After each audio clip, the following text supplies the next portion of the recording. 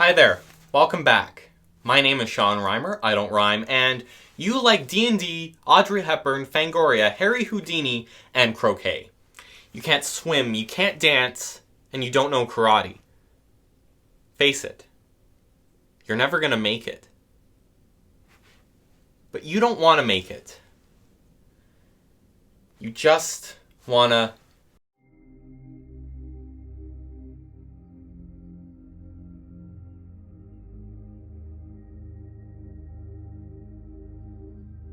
You use a lot of things when playing Dungeons and Dragons. A lot of dice, a lot of papers and pencils, and a lot of textbooks.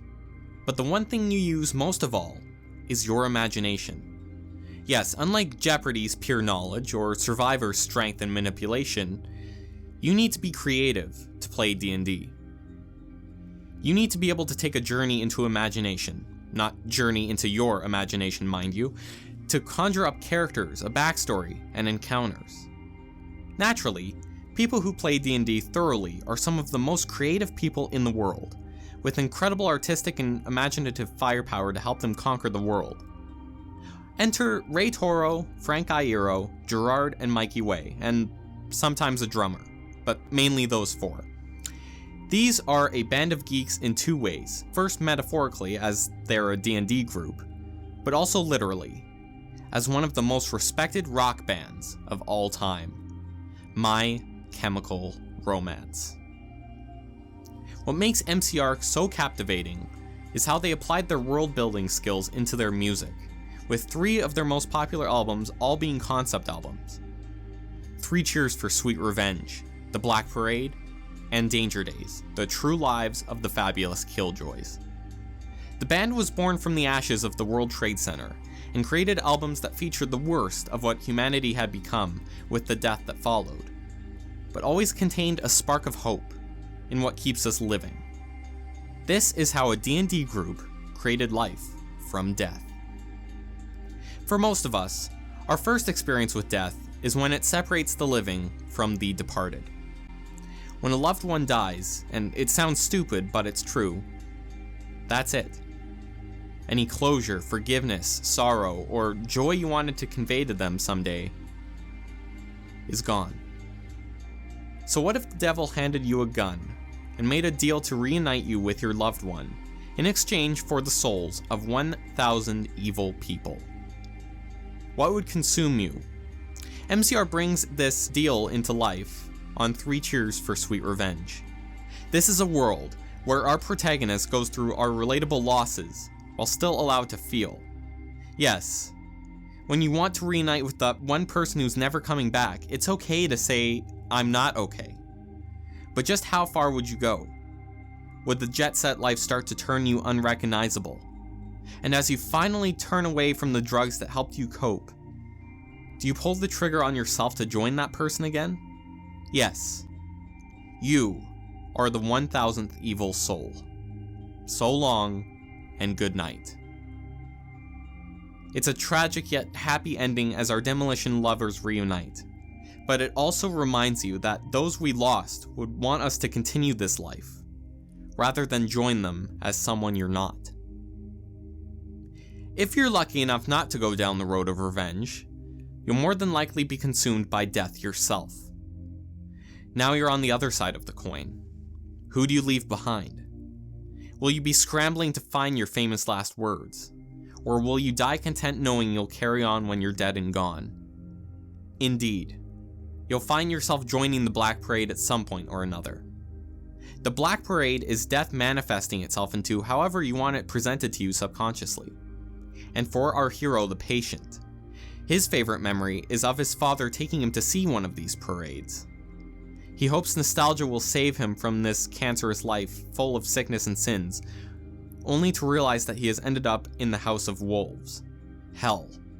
A kind of hell you can't just sleep through. A hell that leaves you with nothing to say about your lifelong wait for a hospital stay. You never meant a goddamn thing.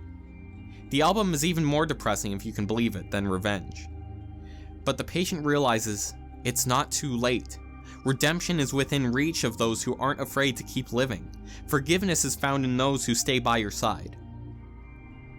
Those who are at your side until the end, like them or not, will be the ones that will escort your weary widow home.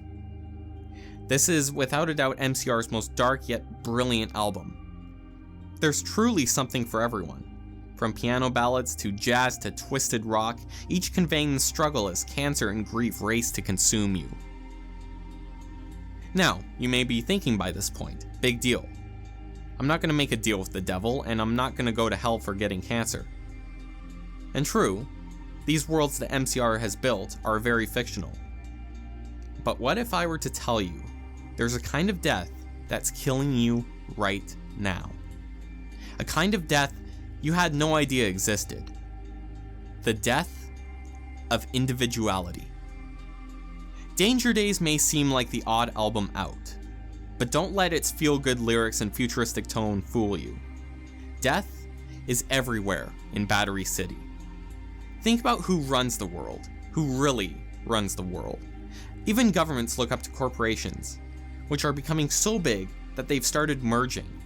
They manipulate the truth and your ability to find it, let alone judging its authenticity. Your vote doesn't matter. It's all about which corporation can influence the most people to get what they want. Now imagine they do merge. One giant corporation. A monopoly beyond any other. Now with sole control of the entire world. Your job, passions, dreams, memories, even your DNA now belongs to them. Your life will be meaningless. Ironic coming from a company called Better Living Industries. Any opposition will be swiftly dusted, exterminated. What do? Look alive, sunshine. Because it's time to fight, to run away and never go home. You will die, but you'll die as a killjoy. As a kid from yesterday with your headphones up real loud. This is how you save yourself. They may take your life, but they'll never take away your ability to sing, or the summers with your last love before they were taken. Nostalgia, that's the sound of Danger Days. And nostalgia is a double-edged sword. It gives us hope, it sets the bar, it helps us create only what humans can. Beauty, love, and ideas. But it can be used against you, blind you, leave you a slave to what you used to know. But it's your sword, against them. Don't let them take it away from you, tumbleweeds. My Chemical Romance is brilliant in their music. They execute melodies, harmonies, and emotions so well. But what puts them firmly as my favorite band of all time are the worlds they create. How there's always hope. No matter the life and death struggle you face. There's beauty in death, but there's even more beauty in life.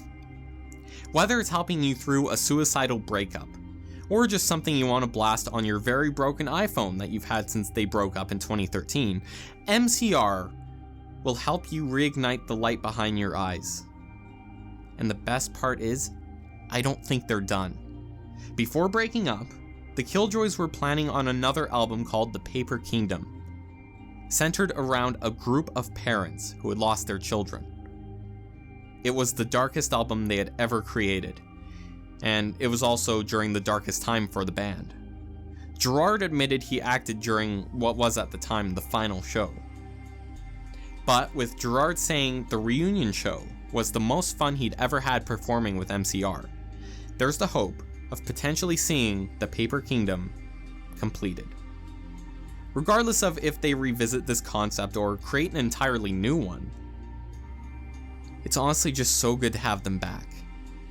They truly are the saviors of the broken, the beaten, and the damned.